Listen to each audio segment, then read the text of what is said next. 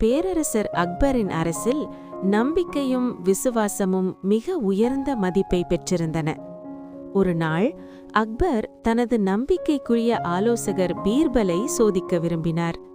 அவர் தன்னுடைய மிகவும் மதிப்புமிக்க ஒரு மோதிரத்தை இழந்தது போல நடித்து பீர்பலை அழைத்தார்.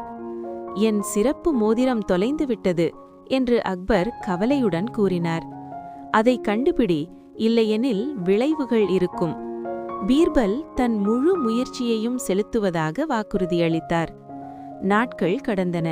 அரண்மனை முழுவதும் பீர்பல் தேடியும் தேடியும் வந்தார். இறுதியில் அவர் அந்த மோதிரத்தை கண்டுபிடித்தார். மிகுந்த மகிழ்ச்சியுடன் அதை அக்பரிடம் கொண்டு வந்து கொடுத்தார்.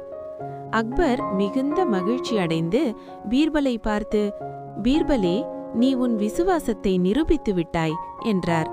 பீர்பல் பணிவுடன், என் பேரரசே, உங்கள் அளவிலாத நம்பிக்கைக்கு நான் நன்றி செலுத்துகிறேன் என்று கூறினார். அவர்கள் இருவரும் நம்பிக்கையும் நட்பும் நிறைந்த தங்கள் உறவை மகிழ்ச்சியுடன் கொண்டாடினர்.